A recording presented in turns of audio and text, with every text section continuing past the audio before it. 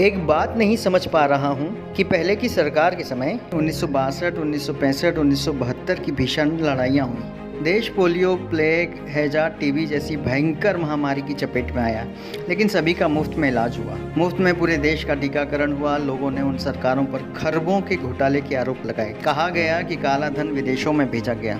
कथित भ्रष्टाचार की खूब चर्चा रही। बावजूद इसके देश में बहुत सारे सरकारी कारखाने व कंपनियां खड़ी हुई। सरकारी अस्पताल, सरकारी कॉलेज, सरकारी स्कूल बने। सरकारी नौकरियों में कोई कमी नहीं रही। लोगों को नौकरियां दी गई। जो व्यक्ति इंटर मैट्रिक पास कर जाता था उसे घर से बुलाकर नौकरियां दी गई। तनख्वाह में कोई कमी नहीं रही। भत्ता हर वर्ष लगातार बढ़ता था। महंगाई भत्ता 131% तक दिया गया।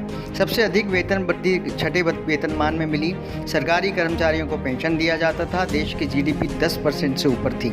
आखिर तमाम घोटाले और भ्रष्टाचार से घिरी सरकारें यह सब कैसे कर लेती थी, जो दिव्य महापुरुष की सरकार नहीं कर पा रही है? जबकि वे विदेशों से काला धन वापस ले आए। नोटबंदी से भी देश का काला धन वापस आ गया। जीएसटी से सरकारी खजाना भर गया। आपातकालीन परिस्थितियों के लिए रिजर्व बैंक में जमा पैसा निकाल लिया गया। फिर पता नहीं क्यों 18-18 घंटे काम करने वाले प्रधानमंत्री के सामने सरकारी संपत्तियां बिक गईं और दिव्य महापुरुष की सरकार नौकरियां, वेतन भत्ते, पेंशन नहीं देकर किसान, मजदूर और आम नागरिकों को सिर्फ टेंशन ही दे रही है। कोई युद्ध नहीं हुआ, जीडीपी माइनस में चल रही है, सभी की नौकरियां चली गईं, फिर भी साहब ने सभी एनजीओ, उद्योगपतियों और देश के नागरिकों से पीएम केयर फंड में पैसा जमा करवा लिया। उस पैसे से क्या कार्य हुआ, किसी को नहीं पता। देश में बड़ी अजीब स्थिति बनी है।